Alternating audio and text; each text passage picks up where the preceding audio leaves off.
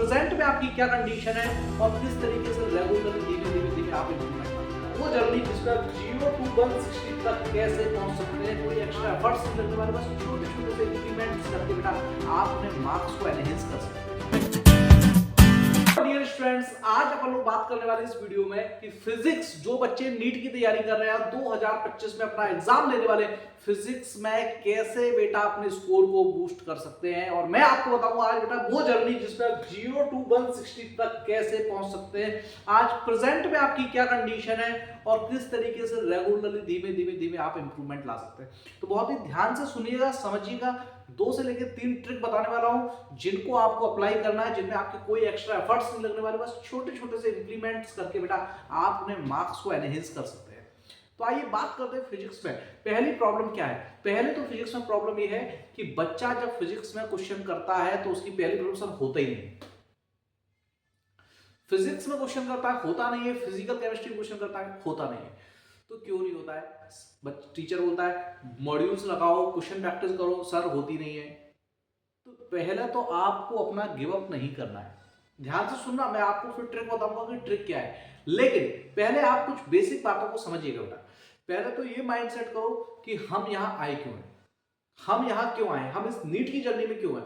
तो नीट की जर्नी में हम ऑनलाइन है, ऑफलाइन है, कैसे भी है, अपनी सिटी में रहकर प्रिपरेशन कर रहे हैं, कोटा दिल्ली में रहकर कर रहे हैं, किसी और सिटी में जाके कर रहे हैं, पर हम कर क्यों रहे हैं? हम इसलिए कर रहे हैं क्योंकि ये हमारा सेल्फ ड्रीम है, ये हमारा खुद का ड्रीम है कि मुझे एक सक्सेसफुल डॉक्टर बनना है, मुझे एमबीबीएस डॉक्टर बनना है, उससे नीचे मुझे बात नहीं करनी। तो और एमबीबीएस डॉक्टर बनना है तो आपको फिजिक्स, केमिस्ट्री, बायोलॉजी तीनों को अपना बनाना पड़ेगा। किसी भी सब्जेक्ट को आप सोचें कि बिल्कुल भी आप हल्का छोड़ दें तो आपका काम नहीं चलने वाला है। इसलिए पहले माइंडसेट करो कि फिजिक्स मुझे पढ़ना है, मुझे अच्छा करना है, हाँ, लेकिन मैं क्या ऐसा करूं जिससे मैं अपने फिजिक्स को बूस्ट कर सकूं, कम एफर्ट्स में थोड़ी सी ज्यादा मार्क्स ला सकूं। मैं ऐसा क्या करूं, वो बात हम आज करने वाले हैं। तो सबसे पहले बेटा आपको ये कहना बंद करना पड़ेगा कि क्वेश्चन होता नहीं है। पर सर होता नहीं है, पर आपको बंद करना पड़ेगा। क्यों?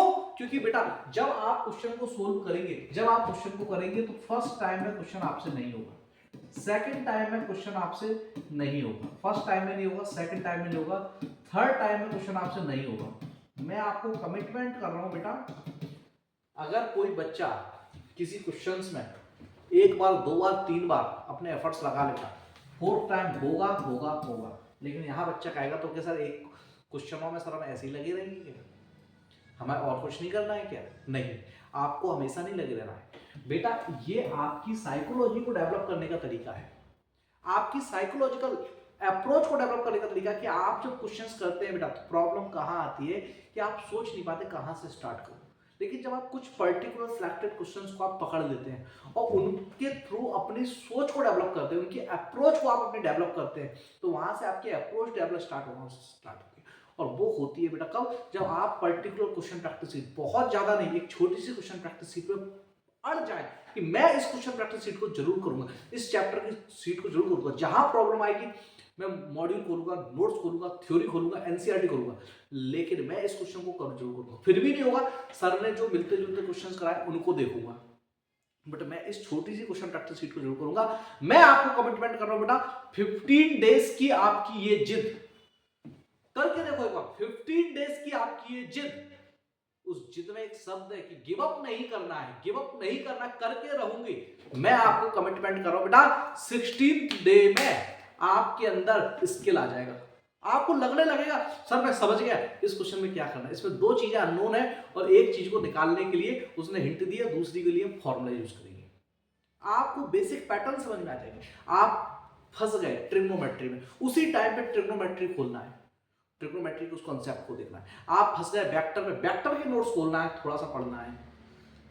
आप फंस गए basic F is equal M A में कि ये कहां पे आया था किस चैप्टर में, उसी चैप्टर को खोल के आपको देखना है। तो सर ऐसे तो बहुत टाइम लगेगा, जस्ट लगेगा इन 15 दिनों में लगेगा, या ज्यादा से ज्यादा 20 से 21 दिन लगेगा। सिर्फ 15 से 20 दिन आपको ये टाइम लगेगा। उस बहाने आपकी फिजिक्स के जो बेसिक पार्ट है उन सबका आपका रिकॉल रिवीजन हो जाएगा और धीमे धीमे धीमे आपको समझ आएगा कि सिर्फ 5 से 7 चीजें ऐसी थी जिन वजह से मैं फिजिक्स के क्वेश्चंस में अटक जाता था। उन 5-7 वजहों को दूर करने के लिए आपको जिद बनानी पड़ेगी, जहां अटकूंगा वहीं पे मैं ये काम करूंगा।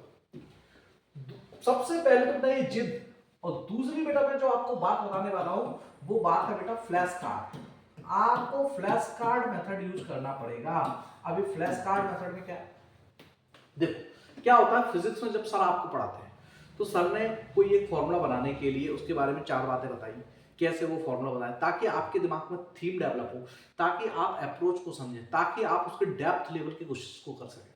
बट आज आपकी कंडीशन क्या है, आप फिजिक्स में 10 क्वेश्चन, 15 क्वेश्चन, 20 क्वेश्चन सही कर पा रहे हैं, आप 35 क्वेश्चन भी सही नहीं कर पा रहे हैं, मतलब आप काफी पीछे हैं।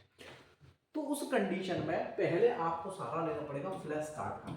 फ्लैश कार्ड क्या होता है, फ्लैश कार्ड का मिलता जुलता बुक समझ लो फॉर्मूला बुक, बट ये फॉर्मूला बुक से थोड़ा अलग है। आपको फिजिक्स के हर छोटे चैप्टर, जैसे एक चैप्टर है, चैप्टर के अंदर 5 सब चैप्टर है, 5 टॉपिक है, तो हर टॉपिक का एक फ्लैश कार्ड बनाना पड़ेगा एक पेज पे। उस फ्लैश कार्ड में क्या होगा, आपको सर ने जो पूरा फॉर्मूला डेराइव किया है, आपको डेरिवेशन नहीं नोट करना है, आपको सिर्फ फॉर्मूला नोट करना है, आपको सिर्फ फॉर्मूला नोट करना है, उसकी यूनिट, उसकी डायमेंशन, उसके कन्वर्जन, यूनिट किस किस, उसके 1 कैलोरी को 4.2 जूल, इस तरीके से कन्वर्जन, साथ में उस शॉर्ट टॉपिक में कुछ स्पेशल पॉइंट्स आपको मिले हैं कि ऐसा ऐसा होता है, ऐसा ऐसा होता है, ये एक्सेप्शन है अगर है, और 1 से 2 टिपिकल क्वेश्चंस, टिपिकल क्वेश्चन का मतलब डिफिकल्ट क्वेश्चन नहीं, टिपिकल जो बेसिक और स्टैंडर्ड क्वेश्चंस है, बेसिक और स्टैंडर्ड क्वेश्चन जिसमें उस फॉर्मूले का यूज हुआ है और उस फॉर्मूले में 1 से 2 चीजें अननोन थी।